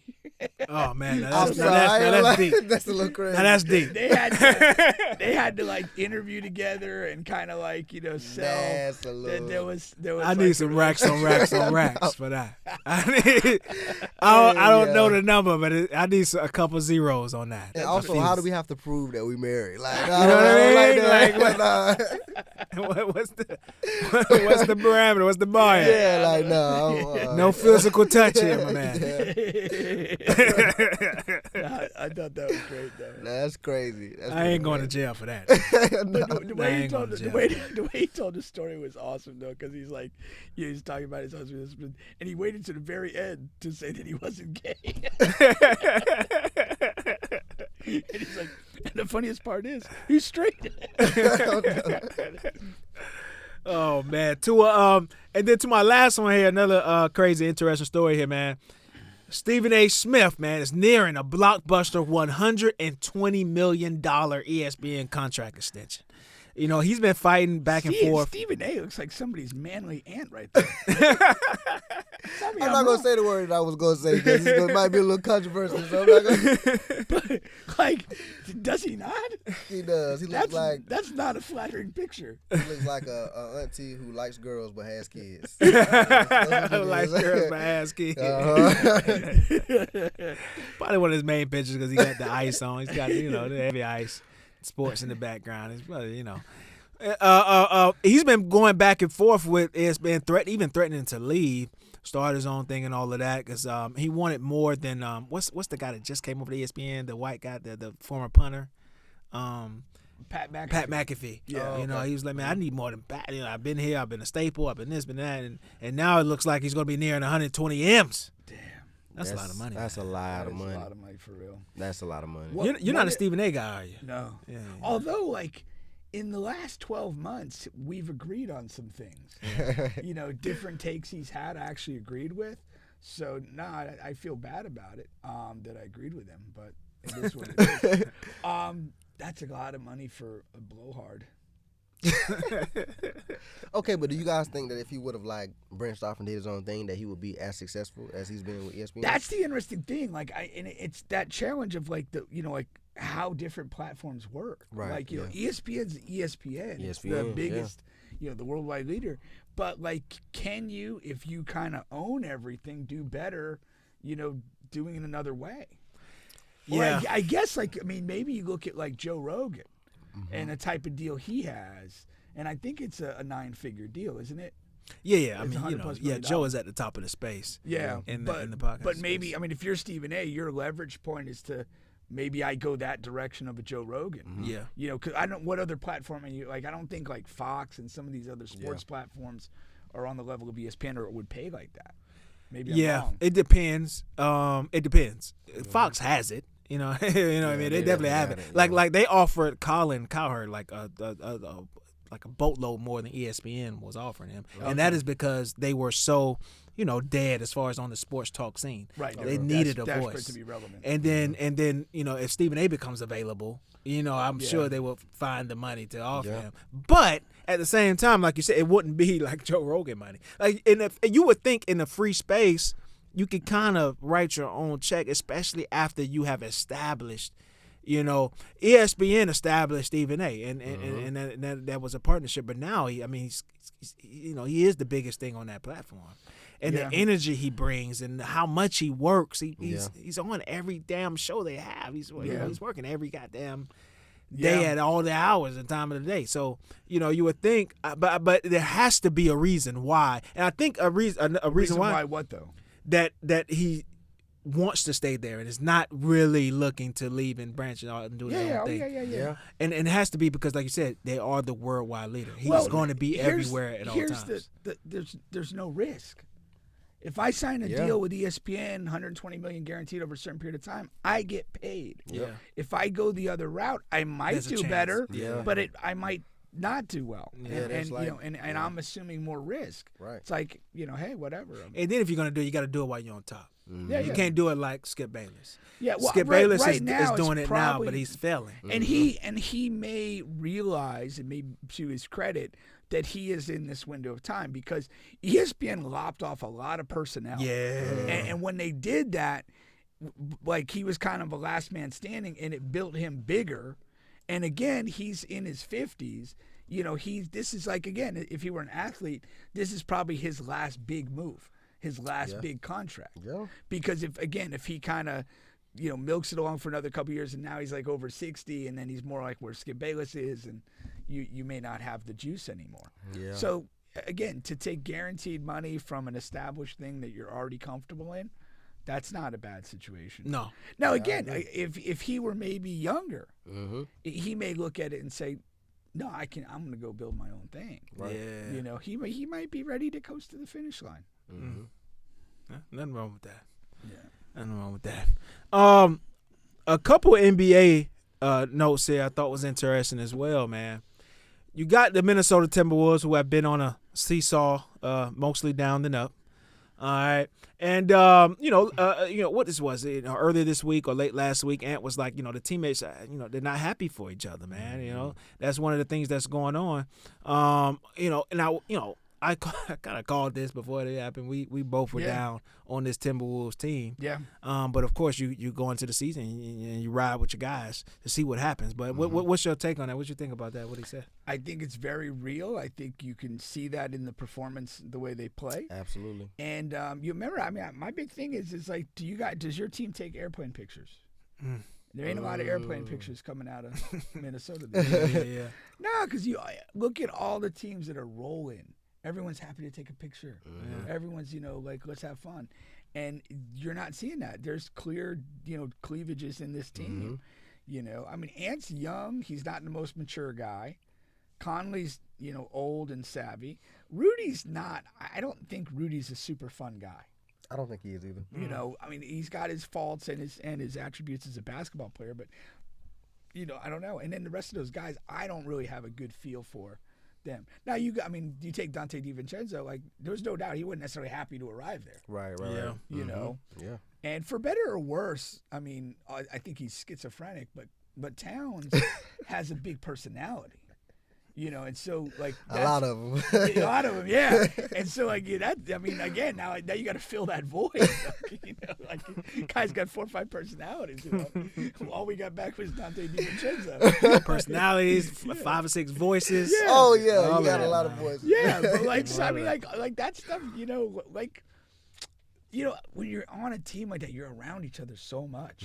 And that time has to be enjoyable. Yep. Like, if you're you gotta like each other. If you're at shoot around and you're just like, I wish we were shooting guns rather than buckets right now because I can't stand these guys. It's gonna affect your play. But the reason why I called this because it's just I don't know. It was right there in front of everyone's face. Like Julius Randle is a me guy. He just is, man. He is. He just is. Like when I sent you the big Rudy Gobert and Julius Randle when Rudy Gobert had the smaller guy pinned under the basket and Julius Randle didn't pass to him. And yes, I did agree with you. Yeah, that's not the time, Gobert, to stage a damn protest. Right. But at the same time, Julius, like, come on, pass the guy. The guy's got the guy pinned under. It's an easy pass. Make the pass, let him score, and you go back down the court. You're looking right at him. Well, and again, like when your team is good, and you have good people on your team, like a lot of those little things just happen. They don't have to be talked about. No, don't have to be forced upon. Like veteran guys will know, like, oh yeah, like I'm gonna make sure Rudy gets the touch there. You're like whatever. I know, like whatever. DiVincenzo's kind of been funky all week, like just not talking to people or whatever. It's like, let me get him going. Maybe I'll pull a prank on him before the game, and then make sure I'm getting him a couple shots early. Yeah. Like there's that little stuff that when you're around people, like it matters, and like people have value that transcend like their court performance when they understand those dynamics. And like, you look at certain people like Haslam and James Jones was always on LeBron's teams and stuff. And it's like, if you look at those dudes, they probably did so much of that little shit, like day to day, to just keep people moving in the right direction. Yeah. And you may have a group with Minnesota where, you probably have a group where you don't have that, or you don't have that like respected. I mean, look at what happened with the Warriors with Poole and Draymond. Like that cut into the fabric of that whole team and was funky until they got rid of him. And that's like a mature championship caliber group of people. 1,000%. And they were torn apart by that sort of stuff. 1,000%. 1,000%. Ja came out last night and says he's dead serious. He's going to stop dunking. He thinks that dunking is not only leading to a lot of these injuries, but has been the cause of them. And you're going to see him like literally just stop doing all of his crazy dunks. What do you think about that? Because I read an article last year as well that tracked that, as far as high flyers and dunkers, and then the injuries that they get. Yeah, there seemed to be a little link to that. Hey, it's more than a little link. Yeah. And if you look at Ja, he puts himself in some crazy positions physically. Absolutely. Like, and he's taken some bad falls, and he's missed games because of bad falls, and he's landed on things. Like, I understand where that's coming from 100%. Honestly, I think he's gotten lucky up until this point to not have had a something major, even worse. Yeah, for sure. Because I've seen some funky stuff, some landing and it's I get it, but it's kind of sad. Yeah. Because to watch him do what he's capable of doing is amazing. Right. But I get for longevity and this and that. Because there's no, I felt it like early in his career, like there's no way he can do this for a long time. There's no way. Because it's just so explosive, so acrobatic, and so dangerous. So like traumatic, it literally is dangerous. There are certain guys that have an understanding of how to protect themselves. He's actually not one of them. Nope. He just doesn't. Like just the way he moves on a court, he does not protect himself. Yeah, he'll jump from the free throw line on Rudy. Yeah, and it's just like that's a thing, But every athletic player, if they want longevity, they do that. There was a period of time Michael Jordan stopped dunking a lot. There's a period of time Kobe stopped doing it. Yeah, all these athletic dudes, you have to just adapt. Now, some of it, your body starts to lose, athleticism and that, but sometimes you just kind of make business decision and say, hey, I want to play this game for 15 or 16 years at a high level. Yeah. This ain't the way to do it. Yeah. Big facts. That's a good way to look at it. I think it just sucks because he is such a young player, and we're just really getting, it's been a couple years, but we're just getting to see that, you know what I'm saying? The last person that we seen doing that before he came back was really D Rose, you know what I'm saying? The way that he's doing that ended quickly. That ended very quickly, So I get it, but as a fan watching, it's a little sad. Yeah, man. Like, we're never going to see Ja in a dunk contest. That's what I'm saying, man. And it's crazy. We're not gonna see Zion either, but I don't know if we need to at this point. You want to see Zion? Go to Golden Corral. That's another thing. Like, the Pelicans are in trouble, man. Deep trouble. The Damn. Pelicans are in trouble. You got Brandon Ingram, who has been wanting out for like a year or two. Yep. And I mean, and that's because he wants to be a max contract player. The Pelicans don't believe that he is that. I don't believe he is that. And then Yeah, I don't know. and then you pay Zion a max contract before you even like see him play a full season. He's never played a full season. Never. And you still pay give him. it to him. Yeah, Yep. I would have jettisoned him. And I'm sure Brandon Ingram is looking at that like, well, I'm here every day. Yeah. And I'm the best player on the team. You're not going to give it to me, but you gave it to him. Yeah, no. And I'm sure that's that dynamic going. For sure. C.J. McCollum is he's over the hill. Yeah. Yeah. You know, He's hit the wall. He's hit the wall. And What then- is that team? And then you're losing games. Like nobody. Yeah, like, you and know, then like, down in the standings. If I'm a good player, I don't want to stay on a losing team. Yeah. And if I know I have a certain market value, even if it's not max, it's like I'm going to go to a better team. I'm going to go to a better situation. Like these careers are not long. Like every year that you spend on a dysfunctional team, on a team that's just not good enough to win anything, it's a wasted year in your life. Takes a It gets toll. it gets late fast, man. Yeah. That's what I'm saying. It gets late fast. Bubba gets his big phrase. been sitting on that one for 2 weeks. What do you guys think Zion's ceiling is at this point, though, if he has one? I think he's hit it already. No, Yeah. Whatever, we've seen the best of college. Zion. Yeah. Yeah. I don't think he'll ever be healthy enough, fit enough to be a 1-2 or even a third option on a contending team. Yeah. And I think he's just going to kind of amble through the rest of his career being in and out of the lineup. And that's what I felt the outcome was going to be when he was at Duke. Really? Yeah. Mm. Because the size to explosive ratio just it's not Yeah, sustainable. and it doesn't make sense, Yeah. honestly. Like, And when you watch, and I talked about this last week, when you watch him move and walk, it looks awkward. it looks like it hurts. Yeah, he like- does not have good body mechanics, and good body mechanics are important for longevity. Yeah. You know, it's just like an engine. Like the parts have to move smoothly and efficiently. If they don't, the wear and tear overcomes everything. And then if you can somehow get past that, or if you're the ultimate positive, optimistic guy, well, you don't know the future. He can play and he'll come back and he'll get healthy. He's a 6'5" center who can't shoot, who will become less explosive. That's just guaranteed. Yeah. Okay, he can't shoot. He will become less explosive, and when he does that, he won't be a rebounder. Like he won't be as effective of a rebounder as he is now. What is he? Yeah, What is he? never seen him He's facilitate, never been a so- good defender. Yeah. yeah. What is he at I mean, that point? it's Even if he is going to play. I know he's got a bigger reputation, but like literally, he's the second coming of Larry Johnson.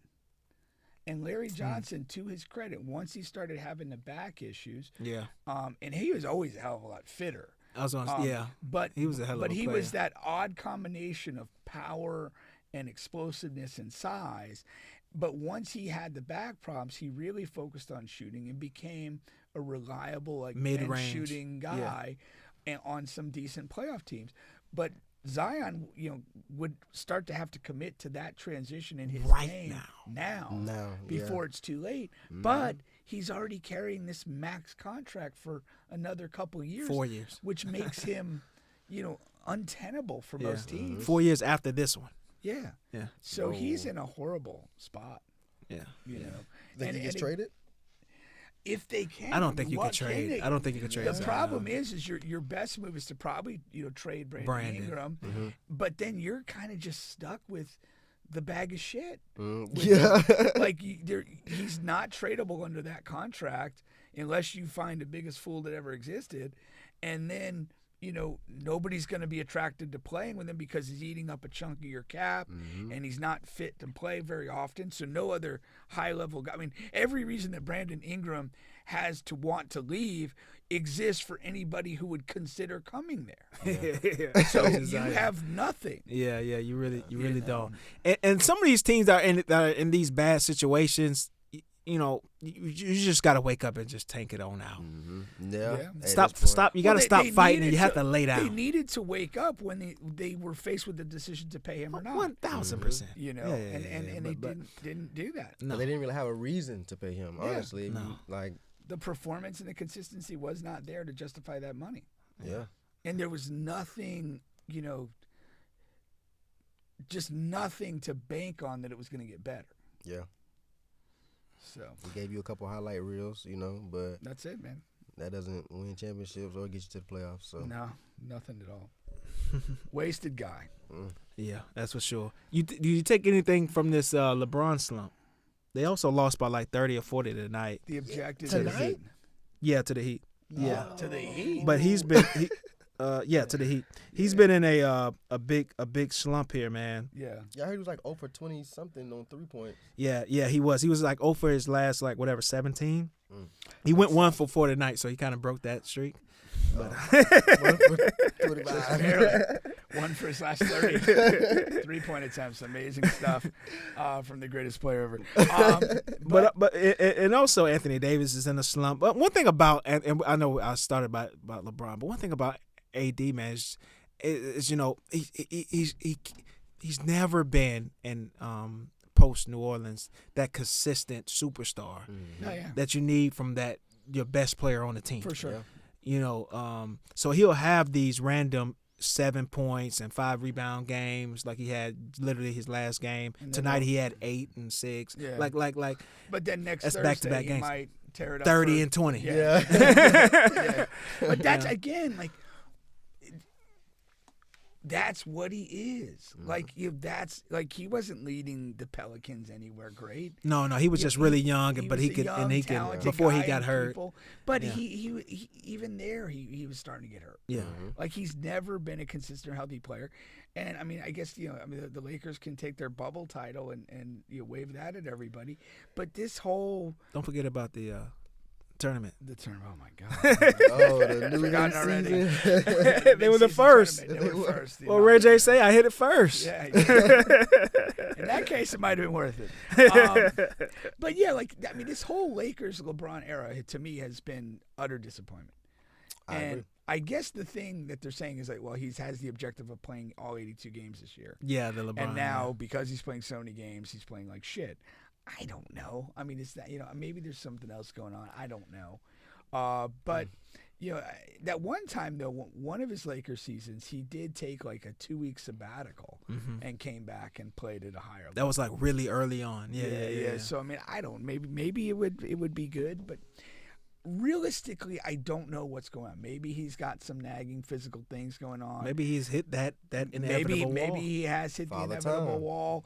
Maybe there's just some personal shit that's whatever. I don't know. The Bronny stuff. Maybe Bronny's got him sideways. Because like a week ago he went to the zero dark off all social media and Oh, I didn't internet. know that. Okay. Usually he does that in For like the playoffs or yeah. finals. And the big thing around that was he has to be doing that because of all the Bronny slander. Okay. And that's the only thing that makes sense to do it. He's Could never be, done it could this be. early. And maybe that's kind of weighing in too. I Yeah. mean, there's a lot of things that could be doing it. I mean, the team started out okay, but they're not playing really well now. And he started out good. Yeah, he did. It can't be. I just hope he's not soft enough for it to be the Bronny thing. Like, if your son is not good enough, he's just not good enough. Who cares? Yeah, I mean, if my son sucks, he just Just sucks. sucks. Yeah. He's gonna be okay. You're a billionaire. Like he'll find something else to get into and be great at. Like it's He's fine. already And, a millionaire by himself. and you still got another one. Yeah, you got another wonder- chance. I wonder if Bronny's been so bad that it just kind of like even like lowers expectations for Bryce. For or Bryce? any of that. Like in LeBron's head. Yeah. He's just like, man, we misplayed this whole thing. Yeah, it's like damn. I'm me. They ain't it. Yeah. It just is. I mean, hell, they're damn near the Jordan kids now. What have you seen from especially Bryce, though? Bronny. Like, Well, Bryce, he's going to be a bigger person, right? So he's going to have already some size. taller. Yeah, he's Yeah. already taller. He looks to be every bit of athletic. Because Bronny is one thing you can't give him. He Yeah. is like athletic. yeah, he you know got the what I mean? hops. Yeah, for you can sure. see it, and he's quick and all of that. Bryce looks every bit of that. It's just he for me right now he's still young. He just looks weird a little bit watching it. It looks Yeah. He just looks a little like it's not. It doesn't flow well, but he's more productive than Bronny was at each level. Yeah. He's That's like the 3 thing. levels, honestly. He's like a 3-level scorer. Yeah, when you think about it. yeah. I mean, I haven't seen And he's a actually lot of him- aggressive. Yeah, I haven't seen him like play much. Like, is he putting up big stat lines and stuff like that? Like I Or- said, don't he's think being so. much more productive Yeah. than Bronny. It's not like anything comparable to the top guys in the country. Right. Right. But if you just compared him to Bronny, he's been much more productive. Yeah, no, I definitely think that LeBron's going to kind of slow play. He has Bryce. to. No, he can't Because do it's- the He's Well, he better said than half the guys in the Bronny's league better now. than half the guys. I'm watching League Pass, and Bronny is better than half of these guys. Man, Yeah. get out of town. Come on now, like that was crazy. That is funny. No, yeah, he can't do that. He can't do that. I had a I didn't finish my top 5 list, but I don't want to carry it to next week. What do you mean? So I want you guys to help didn't- me. You didn't list 5 things last week? No, I'm saying I have one in mind for this week, Oh, okay. but I didn't finish it. Oh, so we can help you. So I finish want it. you to help me Oh, finish it. sure, by all means. What's Okay. the category? That's what friends are for. Yeah. Now I have 5 and 4, so you guys want to help me 3 through 1. And the topic, the thing. we got to do the heavy lift. Bubba just sprinkles I told you I started it. some pixie dust out I told you I started it. With all of this Cooper Flag talk, and he seems to be a real player. The big games come and go, but he's going to be a consistent number 1 and number 2 guy in the draft. I wanted to come up with the top 5 list of all-time white hoopers. Okay, I think that's fair to do. Yeah. In lieu of this Cooper Flag stuff that's going on here, and before anybody else gets to it, we like to kind of be first and pioneers. Pink has been first on quite a few things here on this show. All right. Now, coming in at number 5 of my all-time white hooper list. What happened? I just You wanna thought see where I'm something else going? I could have said that I got to take a pass on that. Yeah, please, man. You already As far as you've being- done enough. As far as today. being first. You've done enough today, man. All right. All right. White man can't jump. And Wait, listen, what- I want this. Wait, so This we're is going to talking be a about real everybody. list. This is going to be a real list. Wait, time out. But I didn't feel comfortable. Wait, we're talking about real players? I am. I know. I understand. I Okay. understand. Okay. This All is right. going to be a real list. But I didn't feel comfortable without putting in the guy who we all grew up watching. And, and I respect the hustle. You take a random, and plus, our guy, he's from Apopka. He's from Orlando, man. Come on, give him some, West. Wesley Snipes. Yeah. So you take. But he was a terrible player. I know, but But did you read about that? oh, like in real life. Yeah. I know. I didn't know about that. They both of those guys had like a basketball trainer, like worked out for a couple months consistently. And even by the time they got to shoot, Woody Harrelson was just so much better than Wesley Snipes. Like Wesley Snipes was a lost cause. That's actually pretty sad. That's pretty sad. But it does ring true because Apopka, they have always been bad in basketball. Ooh, So- shots fired. Yeah, I mean, well, it's the truth. I don't know what else you can do with that. I All didn't right. know Wesley was from Apopka though. That's Yeah. news to me for sure. Oh, you didn't know? No, I didn't know thought that. he went to Evans. Evans, is it? I thought it was Evans or Jones. I thought. I didn't even know he was from here. Okay. he's from here. Well, he's from here. Yeah, Okay. we know he's from here. I thought it was Evans or Jones. Okay. Well, Evans has not, well, I ain't gonna go there. Evans and Joe, they have a strong base. The Apopka not so much. So in basketball. So all right. Anyway, all right. So you take the white man to random courts in the hood and you hustle people out of their money. That's good. Okay. All right. Now let's get to some real. Please. Ever since it started, I got names in my head. I'm like, let's roll. And Bubba's over here talking about bad movies. Okay. The Professor.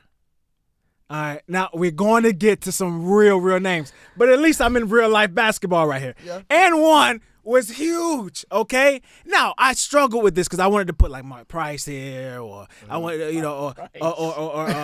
or Chicago Bulls, Steve Kerr. Like there are some names I wanted to put in this slot. I don't think there's top 5 though. Huh? I don't think either one of the ones you just. We're gonna- named is top I five. don't think so either. Come on, man. The Professor. Come on, man. I mean, I'll accept him just because. I mean, All right. This is not legitimate at all. Like, I want you guys to help, so we'll throw the Professor out. Let's keep Woody, all right, at number 5. okay. I'm more comfortable with the Professor than I am. But we'll take Professor out and we'll put Steve Kerr here. All right, does that solve? I don't think he deserves to be None there of these either. guys, man. You guys got 4 better white players than we're gonna get. I know the GOAT, but that's why I need some help. Give me here. Who would you put at number 4? I mean, to me, Larry Bird is one. Of course. Absolutely. Then 100%. you might have Luca. No, I'm You're sorry. a white American. Yeah, white American. Okay. Bill okay. Walton. Yes, 2. John Havlicek, Jerry West. Yeah, Jerry. I mean, I even put this is just me, and I know I'm the young booty on here, you know. But White chocolate. Him. Now that you said that, him, he's but certainly better than the professor and Woody I'll Harrelson. go Steve Nash over Steve Kerr, if I'm being honest. Steve Nash is not American. He's not though. really Oh, he's American. not? No, Oh, he's okay. Canadian. Oh. It's Canadian. close enough. Good try. Good try. It's close. But he's a Drake. He's a Drake guy. He's a Drake guy. All right. So But what do you that's call nice. Canadians? Just Canadians, like. Yeah. It's Canadians, Canadians. But again, it's very close. So I'm not tripping on that.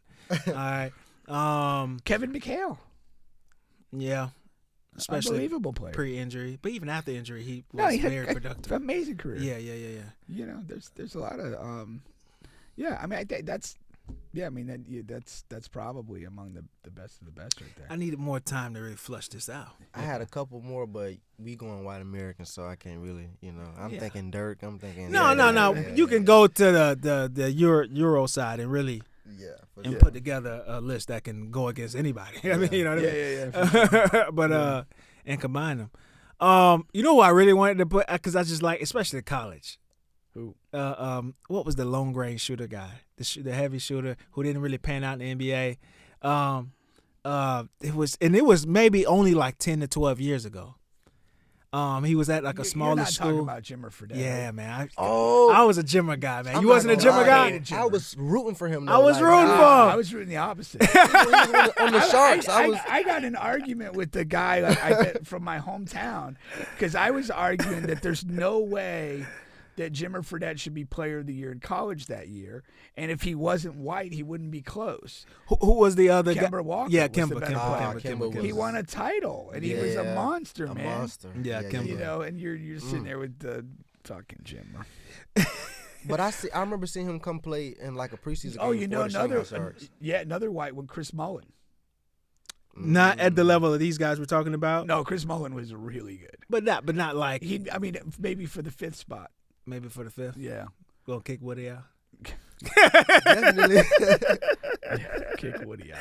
But on Jimmer, what I was gonna say, everybody talks about what's the shooter that trains everybody. He was just on the clip doing what Stephen A. Smith. Lethal shooter, and everybody's in the comments like, "Oh, this guy could have been in the NBA if he didn't get hurt because he could shoot so well." What is his actual resume? Yeah, I have no. He clue played college at like a smaller level D1 and got hurt.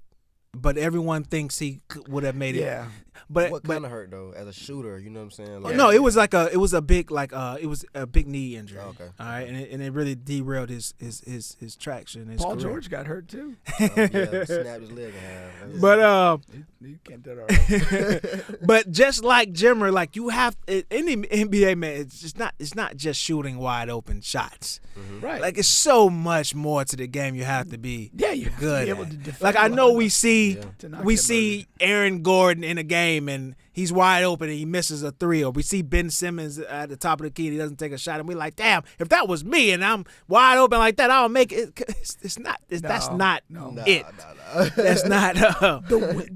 the windows that everything closes down is insane. It's like what is open like in an NBA game, like is a heavily contested shot in an open gym. Let's not even think about if you're playing the Spurs these days. Like, you know, like the windows. Now, but again, I understand what they're seeing, and I'm talking about like the non-shooters. Yeah. And they're like they are wide open. Yeah.